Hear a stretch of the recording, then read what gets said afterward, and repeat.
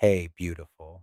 Pull up a chair. Pour yourself something warm. I have been waiting to have this conversation with you. The support you assume is sometimes the envy you cannot see. And I know that sounds harsh. I know that sounds like I'm telling you to question everyone around you.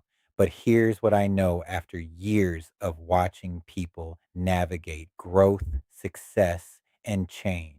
The people who smile the biggest when you share your wins might be the same people who secretly hope you don't get too far ahead. And that is not paranoia talking. That is discernment.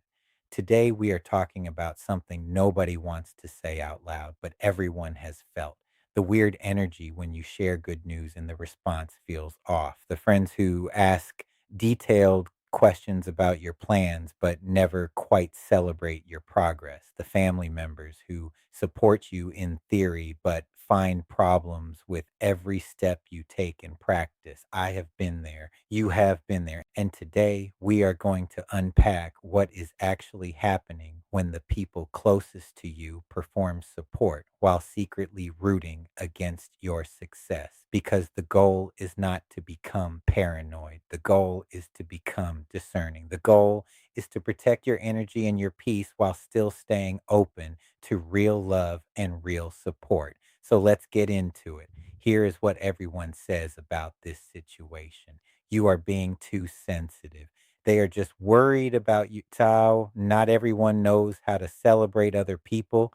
You are reading too much into it. And look, sometimes that advice is right. Sometimes we are projecting. Sometimes people really are just awkward with good news or they have their own stuff going on. But here is what that advice misses. Sometimes your gut is telling you something real. Sometimes the energy you are picking up on is actually there. Sometimes the person who keeps asking, are you sure that is a good idea? Every time you mention your goals, really does not want to see you succeed. And the reason the common advice falls short is because it asks you to dismiss your own intuition instead of teaching you how to read the room accurately. It tells you to ignore the pattern instead of helping you understand what the pattern means. The truth is, some people in your life have gotten comfortable with the version of you that stays small.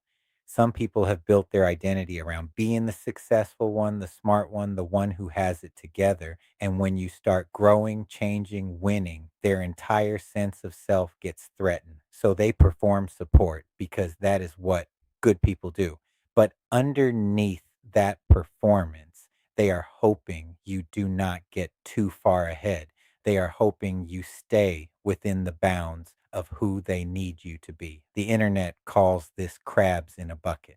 But I want to give you a more specific framework because when you can name what is happening, you can navigate it with wisdom instead of just reacting with hurt. Here is what nobody actually says about this situation. There is a difference between genuine concern and disguised envy. Genuine concern sounds like, I want to make sure you have thought this through. What does your plan look like if this does not work out the way you hope?